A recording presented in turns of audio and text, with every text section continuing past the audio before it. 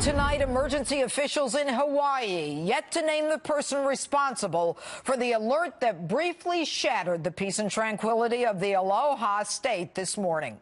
Hello and welcome to Justice. I'm Jeanine Pirro. Thanks for being with us. And thanks again for making Justice #1 last week. My opening statement is moments away, plus Jason Chaffetz, Sheriff Joe Arpaio, and a street justice from the suburbs of New York City. But first, Hawaii's nearly 1.5 million residents, plus countless tourists there to enjoy the beauty of the islands, are still trying to catch their collective breath tonight after a panic this morning. That panic set off by this emergency alert sent to cell phones across the state, warning of a ballistic missile headed their way. The frightening alert even going as far as to warn, quote, "This is not a drill." It wasn't until 38 minutes later that a correction was sent to cell phones, saying it was all a false alarm. The reason for the mistake, according to the embarrassed Hawaiian emergency state officials, somebody pushed the wrong button. Here's the governor. What happened today was totally unacceptable, and many in our community was deeply affected by this, and I'm sorry for that pain and confusion. I'm too very angry and disappointed that this happened. We're doing everything that we can immediately to ensure that it never happens again. No word on who specifically is responsible for hitting the wrong button. But we'll have more on this developing story throughout this hour, including with former Jason Chaffetz, former congressman, in just a few minutes. But first, my opening statement. The difference between President Trump and other presidents is his transparency. No political correctness, no talking out of both sides of his mouth, but instead a hard-nosed, what you see is what you get, successful negotiator. But no, rather than applaud him for that transparency, the president's haters would rather take him down, preferring to get in the way of our economic success and international strength. Their hatred of this man is so all-consuming that they would rather obstruct and resist, dooming us to failure because they do not like his transparency. Now, I want to be clear. It's not the transparency, but the hatred, so intense that puts us in danger. Hatred like this. Today, the world is suffering from the real Donald Trump. Come on, let's go. What are we talking about? Let's clap for that. This idiot is the president. The guy is a fool. Come on. Our government today, with the prompting of our baby-in-chief, has in chief, I call him. Did you notice how he had to read everything, that the only time this guy could lift his eyes off the page was to curse? And then there's Chelsea Handler, who just this week weaponized a person's alleged sexual preference by tweeting something aimed at President Trump and a Republican senator in that DACA meeting. It was so vile and homophobic that I won't lower myself to show it to you. And by the way, since when do sexual preferences matter to Hollywood? And Sean Penn. This week, he called the president an enemy of the state and an enemy of mankind. Somewhat screwed up, since he immortalized Hugo Chavez, the Venezuelan dictator, accused of so many human rights violations. Hey, Sean, when'd you stop beating your wife? That's a rhetorical question, of course. These Hollywood celebrities are so full of hate, they would rather our nation fail so that they can blame it on the president. These Hollywood hypocrites, now trying to be the voices of moral indignity, were complicit in their silence of the Harvey Weinstein casting couch and the sexual predatory behavior, the open secret in this den of iniquity.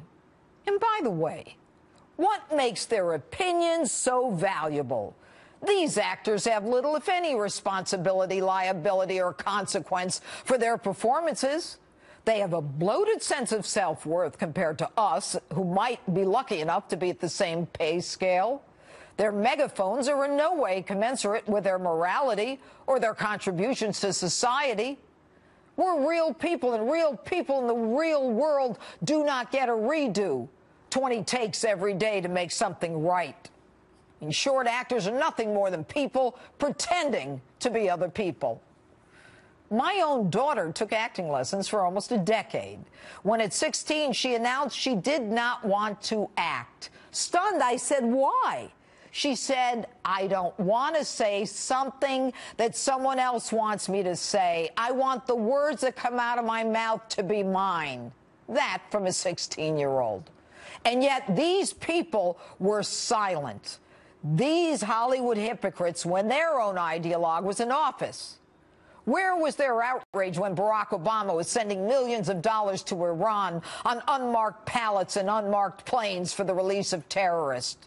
When this president on his last day in office gave $221 million to the PLO and then $4 million to Palestinians to study climate change? Where was their outrage when this administration, Obama's, thwarted a U.S. international drug operation called Project Cassandra, where Hezbollah, an arm of Iran, was engaging in drug trafficking to the United States and killing Americans, so that Obama could then dance with the devil in Iran and send them $150 billion? Where was Hollywood's outrage when the president allowed the sale of 20% of our uranium, used by others to make nuclear bombs, and Molly 99 for nuclear medical imaging, to be sold to the Russians with a payback of hundreds of millions going to the Clintons? What was in it for Obama for his silence? And where was the outrage when Obama couldn't stop apologizing for America's alleged sins? Instead, our president, the man who improves our economy, reduces unemployment, brings the stock market to historic highs, passes tax reform already adding $2 million to our economy, building up the military, eliminates the individual mandate, and in spite of being an accused racist, has brought black unemployment, heightened under 8 years of an African-American president, to record lows. So to the actors and the haters out there, put a lid on it. Real people, not actors, not ideologues, elected Donald Trump president. Real people, the ones who only get one take to provide for their families. Your voices don't compare to the voices of the forgotten men and women who live a normal, hard-working life, who heard Donald Trump and figured they had nothing to lose after Barack Obama, took a chance and bought into his lack of political correctness and his transparency, and are now benefiting from it. And that's my open. Tell me what you think on my Facebook page, Twitter, and Instagram, #Judge Jeanine. Joining me now, former Utah Congressman and Fox News contributor Jason Chaffetz. All right, Congressman, a lot to discuss, but let's start with the breaking news tonight and this terrifying false alarm in Hawaii that emergency officials there say it was a simple someone hit the wrong button. What do you say? I have a really hard time believing that. Sorry for my raspy voice tonight, but I got to believe that one person pushing a button and then it takes more than a half an hour to reverse it and put out another communication on the surface. I don't think we should believe that. I know the governor is there, saying this, but somebody's got to go in and verify that, because I have a hard time believing that that's actually what happened. All right, you're saying the fact that there was 38 minutes for them to pull it back tells you that something was going on. All right, let's engage in a theory that you are hinting at, suggesting, or outright saying, and that is maybe something was going on, and that there was a reason for the alert, and that possibly the United States did what it had to do. What are you saying, Congressman? No, I'm just saying it's worthy of inquiry. I mean, it affected literally hundreds of thousands of people. I had friends in Hawaii, one person that I know in Kauai who woke up to this emergency, and the terror that those people went through. They didn't know what to do. I have a hard time believing that somebody just kind of bumped into a button on a computer and then all of that happened. And if that's the case, how poorly designed was that system? I'm just saying we have to verify it. I'm not trying to put any conspiracy behind it. It's just on the surface. How do we verify it, Congressman? How do we verify it?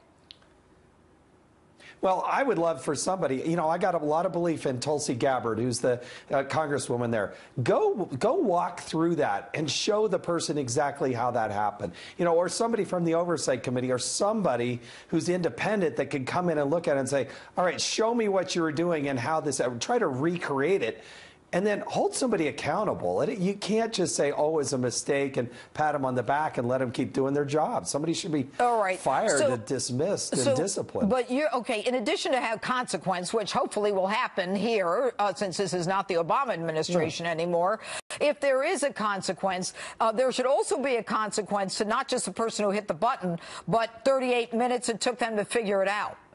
That means something ain't right in River City. That's right. Now, supposedly they're doing a drill, and then I heard that there was a shift change. But who's in charge? And what if there actually was an attack and a missile coming in? I mean, it was a circus of errors.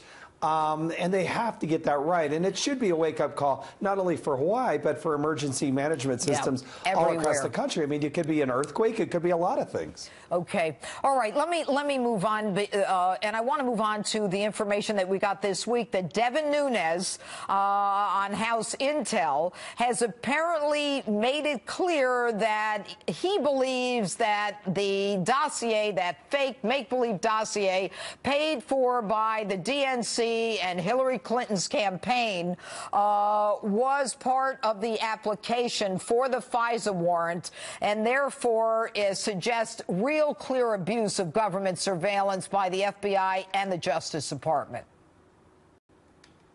The dossier was a bogus document. We know that between the DNC and Hillary Clinton's campaign, there was more than $10 million that flowed into hiring a foreign agent, something that's against the law. They need to look into a guy named Mark Elias, who is the general counsel for the DNC and was involved in the Clinton campaign and had ties to the Podesta group. The Podesta tie into this has not gotten much attention. Right.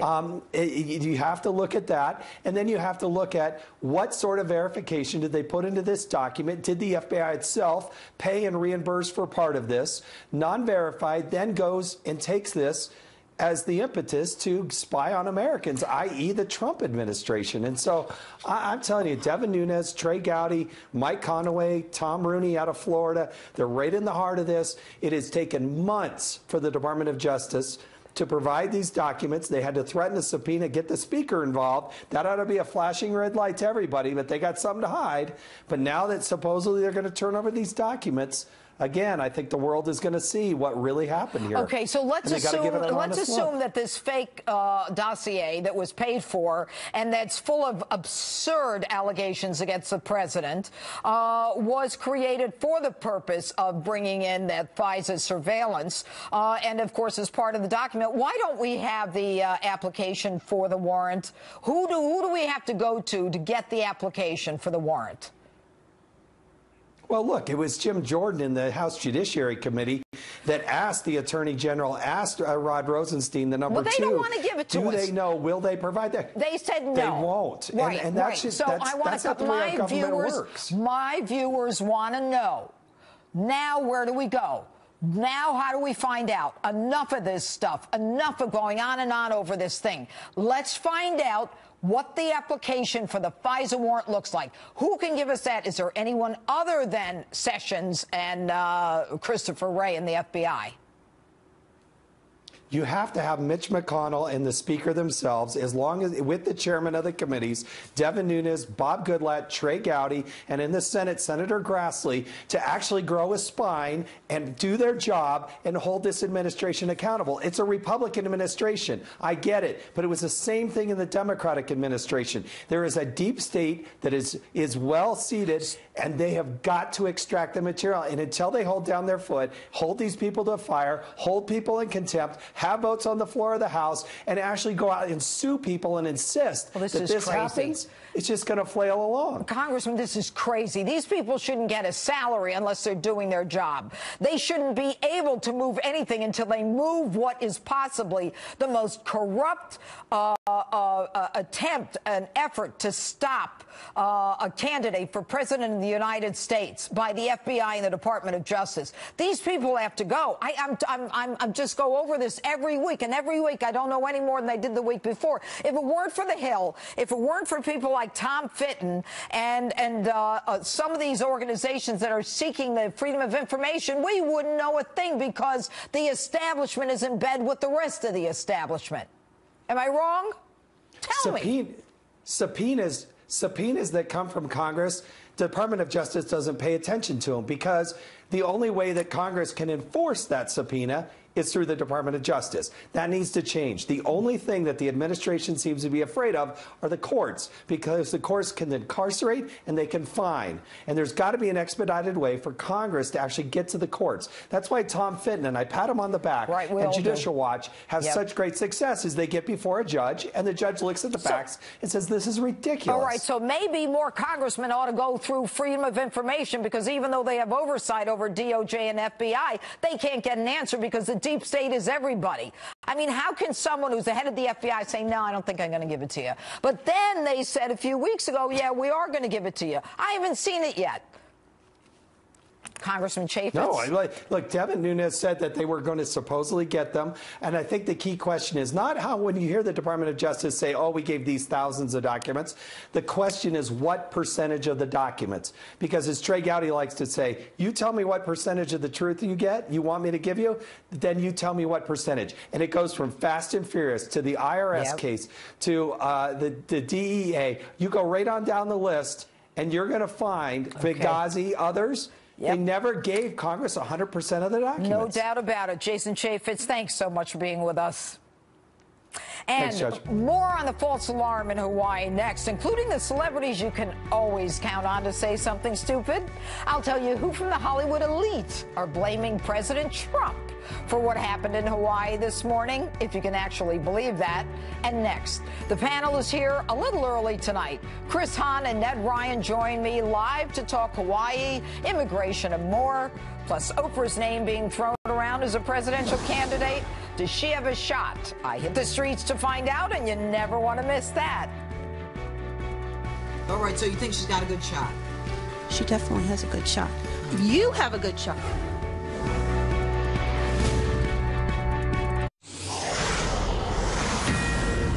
Breaking tonight, folks in Hawaii still recovering after a terrifying alert this morning that an inbound ballistic missile was headed their way.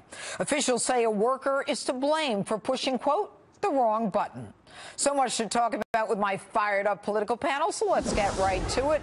Former G.W. Bush speechwriter and CEO of American Majority, Ned Ryan, and former aide to Senator Chuck Schumer and radio talk show host Chris Hahn join me now. All right, good evening. Good evening. Thank you. All right, guys, let's talk about what Congressman Jason Chaffetz just said. And he seems to indicate that there is a conspiratorial piece to this, that it took 38 minutes for them to say, no, this was a mistake. Well, no, I don't believe that. I don't believe that there's a big conspiracy here, but I will say this. Might be a good time to get some tickets to Hawaii, Judge. What do you say? Come on, Chris, be serious. Why did it take 38 minutes, Ned? You know, we're going to have to find, again, Ajit Pai with the FCC said they're going to investigate. They're going to try and figure out what happened. But what I want the viewers to think about is, thank God today, it looks like a false alarm. We don't know. But imagine this. North Korea, by best estimates, is a year or two away from re-entry technology. And imagine being able to drop a nuclear warhead on American cities in the very near future. We might be 7, 8 months away. We might be a year and a half away. Imagine false alarms going for the next, 6 to 12 American cities. That's what I want people to think about and realize we're in a very serious situation. And that's why Donald Trump and the administration are doing everything necessary in their power to bring this to a peaceful conclusion. But we're not that far away. Again, think about if this had happened in 6 to 12 and had not been a drill, had actually been real. That's what we're actually dealing with at this moment. All right. Well, Chris?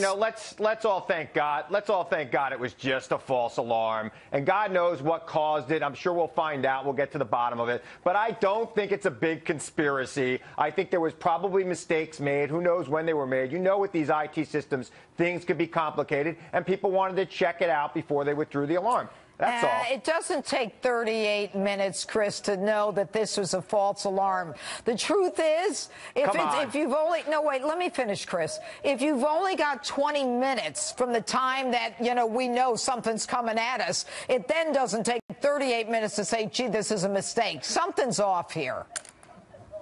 Well, look, anybody who's ever had to be on hold with an IT department knows it could take 38 minutes to get an answer about what happened to your computer. Thanks for the humor. All right, let's go to immigration, guys. Now, it appeared that there was an agreement on DACA for the wall, and now all of a sudden there is, a real problem, and it looks like the Democrats, coming out of that meeting with that bipartisan meeting, want now to hold everything off. What do you say, Ned? Well, first of all, Donald Trump is exactly right, and he's laid out the parameters for the debate. First of all, there has to be full funding for the wall. There has to be an end to chain migration. We have to end this ridiculous visa lottery system. In return, many in his base, and I've done my research, I actually just wrote a piece on this for American Greatness.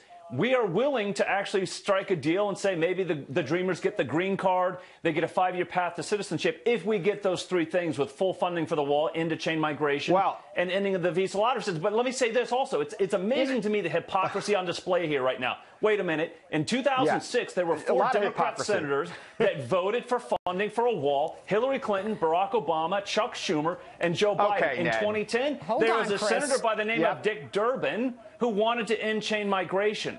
So at some point in the very recent past, these guys were for it, and now they're fighting it. You know why? It's because Donald Trump.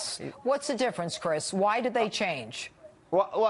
Well, let's start right here with the funding for the wall. I was told in 2016 that Mexico was going to pay for the wall, so maybe the president should give us all updates. Come on, Chris. Chris, the question, I'm not going to let you go there. The question is, why were these Democrats in favor of it a few years ago and now against it? It's just like my opening statement. They don't want to succeed because they hate Donald Trump.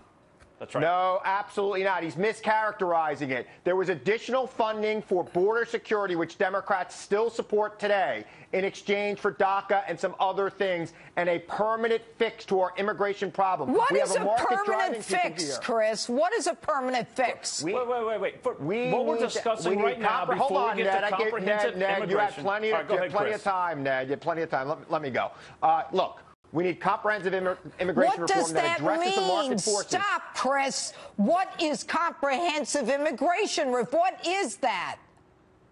We acknowledge the reality that people are coming to this country for work, and we deal with it with work visas and other things to take people out of the shadow and have them be productive members of our economy. Oh, so that's what comprehensive immigration is. To you, comprehensive immigration is they all come into work and let's let them out of the shadows. No, that's not true. They don't all come to work. They come, a lot of them, for education, medication, housing, and to live the American dream when they are not allowed to be here. Now, if that's comprehensive immigration reform, then the only reform is to eliminate and repeal all immigration laws so everybody can come in. We can be a global party. Go ahead, Ned. That's just not what I'm saying. Not what I'm saying at all. Really, Chris, really quick. There's some things that need to be addressed when we get to comprehensive reform. First of all, E-Verify. We need to talk about, really what we need to talk about, Judge, is 40% of the illegals that are in this country are on overstayed visas. We need to actually have enforcement. When visas end, they either have to be renewed or leave the country. We also have to talk about a merit-based system as well. And you know what we also have to talk about in comprehensive reform? Voter ID laws. Okay, but you know what? Here's the question, Chris. Are the Democrats going to shut down the government next week because they are so angry with Donald Trump that they don't want anything to succeed, whether it's DACA, the wall? They can then blame him. The Republicans have complete control of government. The Democrats aren't going to shut down anything. It's up to the Republicans. And if the Republicans shut down government, that's on them. They're not going to. They're not going to. I just talked with a member of the Freedom Caucus right before I came on. He said, we're not going to shut down the government. We have the votes. But here's the other thing. You know what? I kind of wish they would in a way so that the American people could understand what they're up against. Only non-essential employees go home and pay is retroactive. Democrats don't shut down government? Congress will vote for retroactive. Here's the thing. Here's the thing. I would love to know of the 2 million federal employees that cost us $136 billion a year, how many of them are actually essential? You can only drain the swamp, Judge, if you break apart the administrative state. We have 430 departments and agencies and sub-agencies. Been trying to start with actually essential. Go ahead, Chris. Last word, quickly, 10 seconds. Look, I mean, I keep hearing this about the 2 million people and to drain the swamp. And Ned, you're very great with the talking points. You're right on it. You're one of the best I've ever seen. Oh, stop it, Chris. Thanks, guys. Ned Ryan, Chris Hahn, thanks for being with us. The Street Justice is still ahead. And next, he's the just declared Senate candidate that is America Talking. And tonight, he's on Justice. Sheriff Joe Arpaio joins me next live, and you can't miss this. Justice rolls on with the sheriff in a moment.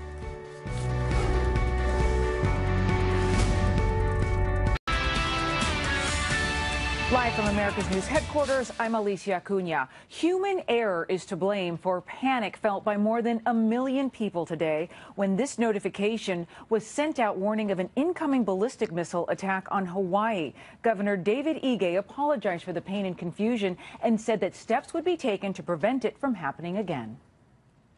We didn't have a process in place to send a message. We didn't have a message scripted that said this is a false alarm. You know, we were not prepared for that. The fact that an alert was issued that was incorrect. So we have built that now. The false alarm happened when someone in the Hawaii Emergency Management Agency apparently hit the wrong button during what was supposed to be a routine test. I'm Alicia Acuna. Now back to Justice with Judge Jeanine.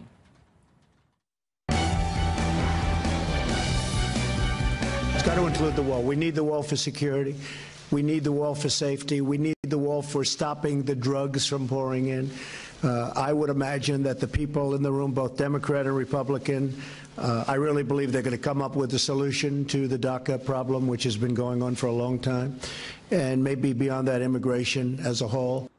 It's got to include the wall. That's President Trump hopeful after his rare open bipartisan meeting on immigration this week. But now the president's tweet this morning reads, I don't believe the Democrats really want to see a deal on DACA.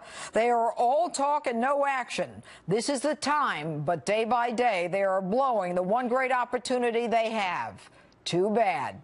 Joining me now with reaction to all of this, former Maricopa County Sheriff and Arizona Senate candidate Joe Arpaio. Good evening, Sheriff. Welcome to Justice. Now, you've announced your candidacy for Senate in Arizona to fill the seat of Jeff Flake, who's leaving.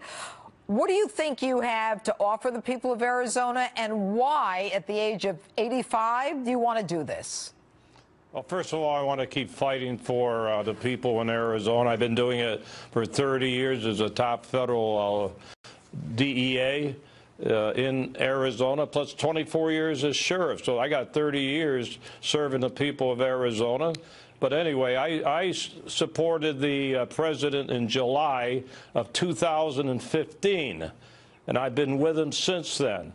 In fact, Jeanine, getting a little overdramatic and romantic, I never had a hero in my life. It took me 75 years to find a hero, and that's the president. So I'm going to go to Washington, support his agenda, his policies, and they all relate to Arizona. They affect Arizona. So I'm going to fight for Arizona. I'm going to fight for the president. And I'm going to fight for the nation.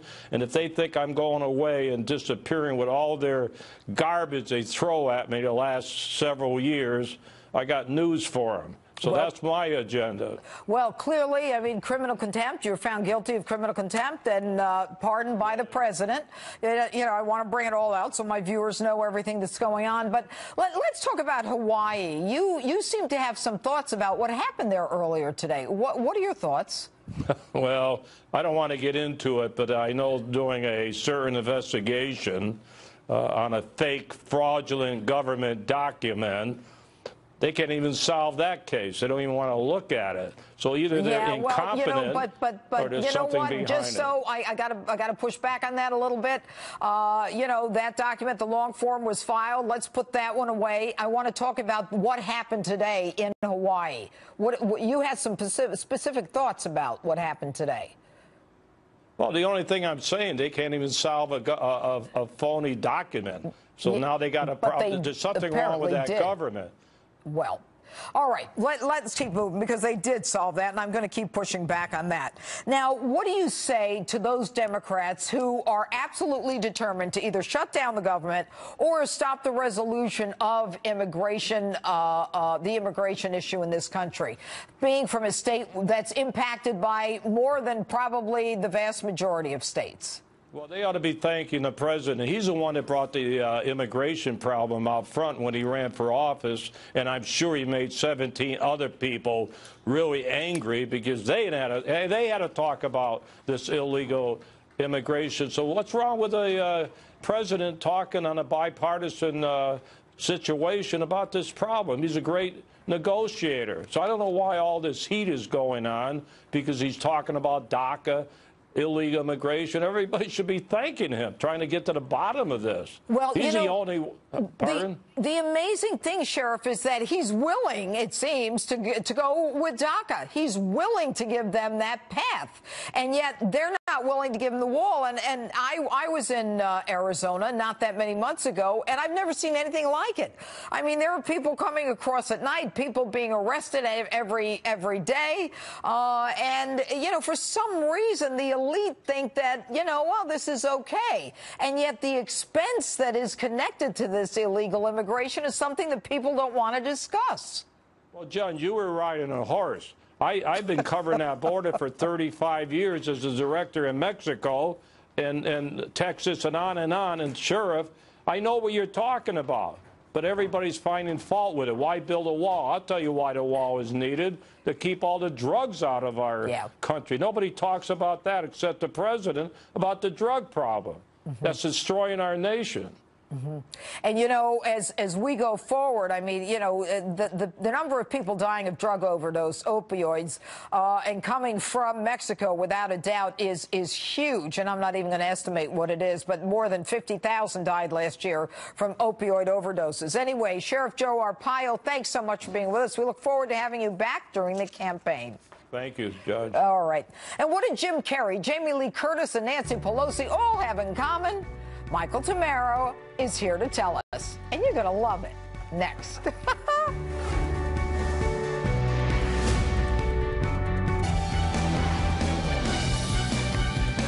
Welcome back to Justice. You can always count on Nancy Pelosi to say something ridiculous, and this comment doesn't disappoint. In terms of the bonus that corporate America received versus the crumbs that they are giving to workers to kind of put the schmooze on, is so pathetic. And that's just one of the most outrageous things I heard this week. And joining me now live to talk about it all, the host of In the Light, Michael Tamaro. All right, so what do you say about Nancy there? Well, she's like the gift that keeps on giving, isn't she? You know, when you fancy Nancy and you love Armani clothes, which she does, $1,000 is crumbs. But for the rest of us, it's a lot of money. Well, it's not only a lot of money. It's not just 1,000. I mean, it's not just Walmart. It's Amazon, or is it Apple? Everybody got like $1,000 added, $50 added. I mean, how many companies? AT&T. Tons of companies. It's months of car payments, groceries. It's real money that will have an effect in a real way. This is also the same person who back in 2008, after the financial crisis, was standing on a balcony like a Vita, tossing out rebate checks of $200, $300, like that really, and touting that as real economic stimulus. This is why people hate Washington and both parties, because they're all hypocrites. Yeah, but we don't have a Nancy Pelosi, do we? I mean, this one, I remember once I was doing one of my segments because she was talking like this. I said, like a Vita. Like a Vita, exactly. All right, let's go to the next one. All right, now 2 tweets I want to talk about. One is Jamie Lee Curtis, and Jamie Lee Curtis says, this Hawaii missile scare is on you, Mr. Trump. The real fear that mothers and fathers and children felt is on you. It's on your arrogance, hubris, narcissism, rage, ego, immaturity, and your unstable idiocy. Shame on you, hate-filled self. You did this. Unstable idiocy. sounds a little bit like the state of her career these days. But, you know, she's admitted to digestive issues. Yes, that's right. So it sounds like she probably needed a little of that Activia this morning, which she used to push, having some tummy issues. Just saying. But wait a minute. How do they blame him for this? Why is this his fault? You know, and the blame goes to the three prior administrations, Clinton, Bush, and Obama, for using taxpayer dollars to kick the can down the road. And President Donald Trump is going to be the one who has to fix this mess now. Well, and he is fixing it. Since when did South Korea and North Korea actually get together and talk to each other? That's Trump. For the first time, it's big news. All right. And by the way, there's another tweet by Jim Carrey. I woke up this morning in Hawaii with 10 minutes to live. It was a false alarm, but a real psychic warning. If we allow this one man, Gamoreth, and his corrupt Republican Congress to continue alienating the world, we're headed for suffering beyond all imagination. Before I go to you. What? Alienating the world. This guy, Kim Jong-un, is a wackadoo. And now this is Trump's fault? With a bad haircut. With a bad... By the way, do you remember when they said he was the sexiest man alive? It was a joke. He started publishing it all through North Korea on the sexiest man alive. You know, not for nothing. It's just not Carrie. These Hollywood stars should be outraged over North Korea with the whole Sony hack and that whole thing and banning the movie. They've all sort of forgotten about that. Yeah. But you know, Donald Trump is not the problem with this sort of thing, and this is why a lot of Americans also don't like Hollywood. Yeah, well, they don't like Hollywood because they're a bunch of hypocrites. So I have to go through my last three opens with you. Go through that opening statement one more time, Judge. She's on fire tonight. Yeah, but you know, why do these people think that they speak for real Americans? I mean, like I said, every one of them gets 20 to 30 takes when you and we're live. By the way, folks, we are live tonight. This is live. I go through the country and people say to me, "Oh, I like to watch your show," and like, "What do you do on Saturday nights?" I say, "I work. I've been working every Saturday night for 6 years live." Someone's got to do it. Yeah, and I carrying love this network on your shoulders, Judge. Yes, I know. I love it. You. Yeah, what shoulders? What? I have my improved shoulders. No, it's not improved yet. I just started my PT for my rotator cuff. Well, you look fabulous. Well, thank you. Thanks to my hair and makeup. 2018 is agreeing with Judge Jeanine. Yeah, that's right. I'm Michael in the light. In the Fox light? The Fox light. The Fox light. All right, Michael Tamero, thanks so much for being with us. And here's something else some people might find outrageous. Oprah Winfrey for president? Street justice is next.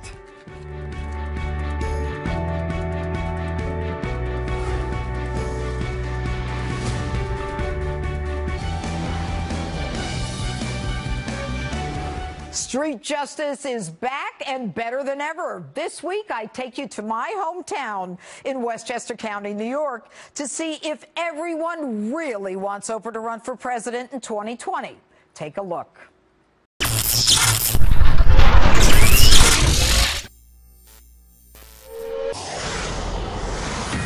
Breaking tonight, emergency officials in Hawaii yet to name the person responsible for the alert that briefly shattered the peace and tranquility of the Aloha State this morning.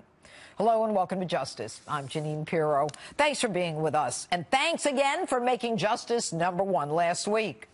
My opening statement is moments away, plus Jason Chaffetz, Sheriff Joe Arpaio, and a street justice from the suburbs of New York City. But first, Hawaii's nearly 1.5 million residents, plus countless tourists there to enjoy the beauty of the islands, are still trying to catch their collective breath tonight after a panic this morning. That panic set off by this emergency alert sent to cell phones across the state, warning of a ballistic missile headed their way. The frightening alert even going as far as to warn, quote, "This is not a drill." It wasn't until 38 minutes later that a correction was sent to cell phones, saying it was all a false alarm. The reason for the mistake, according to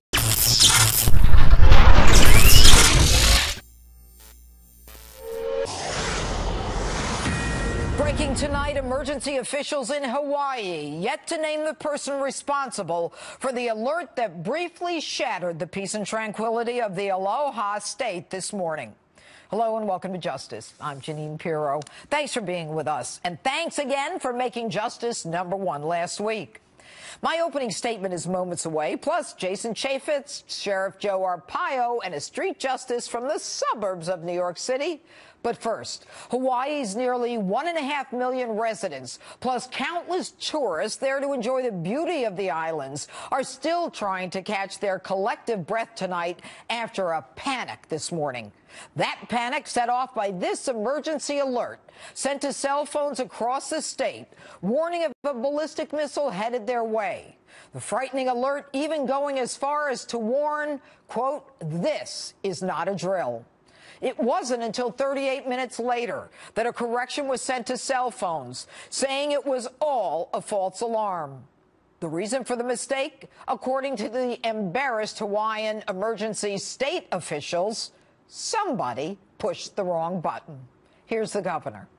What happened today was totally unacceptable, and many in our community was deeply affected by this, and I'm sorry for that pain and confusion. I'm too very angry and disappointed that this happened. We'll be right back.